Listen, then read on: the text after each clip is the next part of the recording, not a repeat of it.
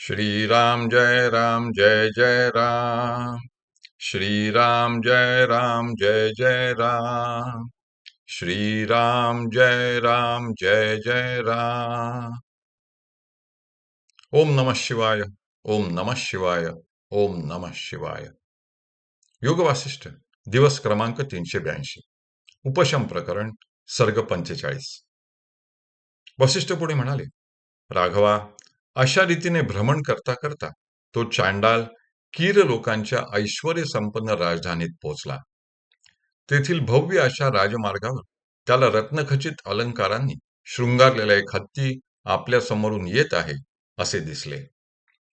त्या देशाचा राजा मरण पावल्यामुळे दुसऱ्या राजाची निवड करण्याकरिता तो मंगलकारक हत्ती इतस्ततः संचार करीत होता. त्या हत्तीचे कौतुकाने निरीक्षण करत असता अचानक त्या हत्तीने चांडालाला सोंडेने उचलून आपल्या गंडस्थळावर बसविले.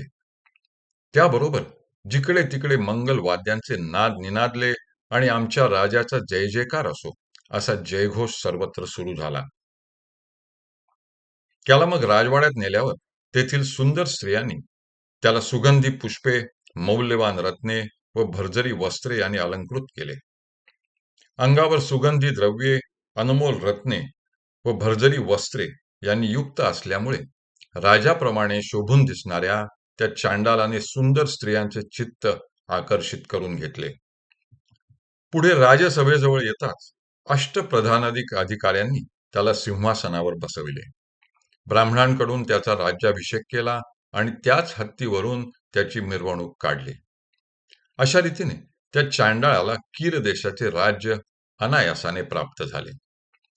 तो आपले पूर्वीचे दुःख व चिंता विसरून गेला आणि विषयोपभोग भोगण्यात दंग होऊन गेला. त्याच्या राजतेजामुळे राज्यात व इतरत्र सुराज्य व शांतता नांदू लागली आणि गवल ह्या नावाने कीर देशाचा त्याचा राज्यकारभार सुरळीत चालू झाला. हरि ओम तत्सत. हरि ओम तत्सत. हरि ओम तत्सत. उपशम प्रकरण सर्ग 46. अशा रीतीने सर्व मांडलिक राजांना वंद्य झालेला, ज्याची आज्ञा सर्वांकडून मानली जात आहे, कारभाराचे सर्व ज्ञान प्राप्त करून घेतल्यामुळे ज्याच्या ठिकाणी राजैश्वर्य विलसू लागले आहे, अशा त्या गवल राजाला आपल्या पूर्वस्थितीचे अजिबात विस्मरण झाले. अशा प्रकारे त्याने कीर लोकांच्या नगरात मोठ्या आनंदाने 8 वर्षे राज्य केले.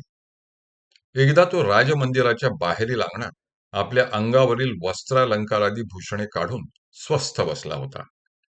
तेथे अचानक अनेक काळेकुट्ट धिप्पाड चांडाळ गायन करीत आहेत असे त्याला दिसले. त्यांच्यातील एक वृद्ध चांडाळ त्याला म्हणाला, अरे कटंजा, येथील राजा तुला एखाद्या राजाप्रमाणे मान देतो का व गुणी मनुष्याला घर, वस्त्रे वगैरे सन्मानाने अर्पण करतो का? फार दिवसांनी बंधुदर्शन झाल्यामुळे मला अतिशय आनंद झाला आहे. गवल राजाने तिरस्काराने त्याला दटावताच त्याने आपले बोलणे बंद केले.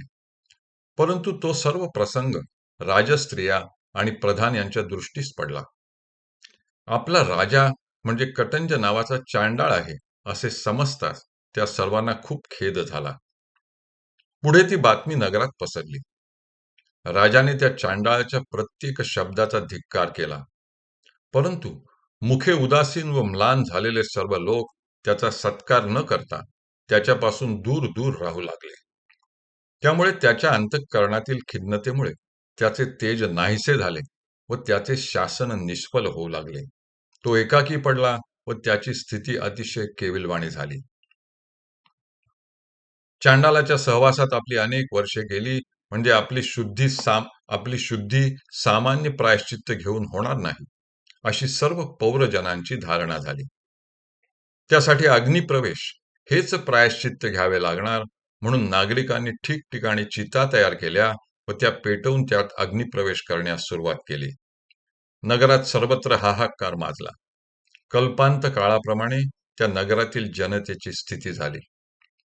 काही काल सज्जनांचा सहवास घडल्यामुळे शुद्ध चित्त झालेला गवल राजा आपल्या मनात विचार करू लागला. तो म्हणाला, ह्या देशावर हा जो अकाली कल्पांत समय ओढवला आहे व नगरातील श्रेष्ठ पुरुषांचा जो नाश झाला आहे, त्या सर्व अनर्थाला मीच एकमात्र कारण आहे.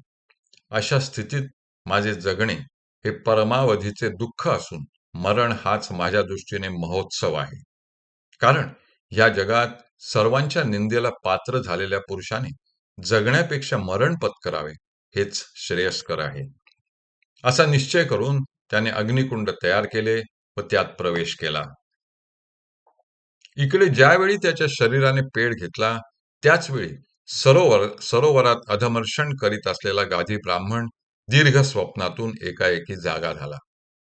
श्री वाल्मिकी म्हणाले, याप्रमाणे वसिष्ठ मुनी भाषण करीत आहेत, तोच सूर्यास्ताचा समय झाला व सभेतील सर्व लोक वसिष्ठ मुनींना वंदन करून आपापल्या आह्निक क्रिया करण्यासाठी स्वगृही गेले. दुसऱ्या दिवशी सूर्योदय होताच सर्वजण पुन्हा सभास्थानी येऊन आपापल्या स्थानी विराजमान झाले. हरि ओम तत्सत, हरि ओम तत्सत, हरि ओम तत्सत.